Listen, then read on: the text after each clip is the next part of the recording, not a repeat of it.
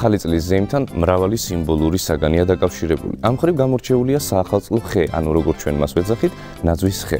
საახალწლო ხე, როგორც სიცოცხლის ხის სიმბოლიკა, ნაყოფიერებისა და ბედნიერების ნიშანსვეტია. ამიტომ ის ყველა ოჯახში უნდა ირთვებოდეს, არ აქვს მნიშვნელობა, ყავთ თუ არა თქვენ ბავშვები. ამისათვის მხოლოდ მიმართეთ მაესტროს ტელერეცეპტის რეკომენდაციებს.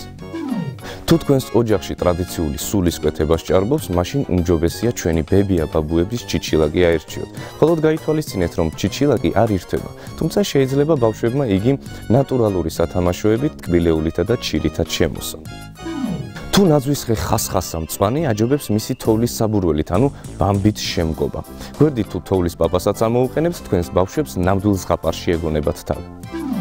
პატარა ზომის ფერადი ზანზალაკებით შემკული ნაძვის ხე მეტად დაამშვენებს საახალწლო მაგიდას. ის სუფრის ორიგინალური დანამატი იქნება. ეცადეთ არ გადატვირთოთ ღია მწვანე ფერის ნაძვის ხე 1000 გვარი სათამაშოებით. ამ შემთხვევაში ფერადი გირჩებით საკმარისია. თუ ბუნებრივი ნაძვის ხე შეიძინეთ, მაშინ შეგიძლიათ ის ფერადი გირლანდებითა და წიწვებით შემოსოთ.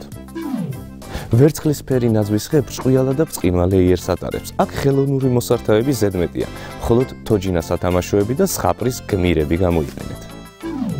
თუ დიდი ნაძვის ხის ყიდვა ვერ მოახერხეთ, შეგიძლიათ ნაძვის პატარა ტოტიც გამოიყენოთ.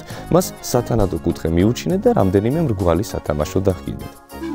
უმჯობესია თუ ყოველ ახალ წელიწადს ნაძვის ხეს ერთი და იმავე კუთვნილ ადგილს გამოუნახავთ.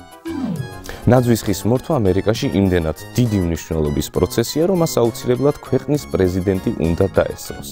პროცესი საყოველთაო მხიარულებისა და ბედნიერების ზეიმია. თქვენც დაუჯერეთ ტელერეცეპტის რჩევებს და აქციეთ ნაძვის ხის მორთვა თქვენი ოჯახის ზეიმად.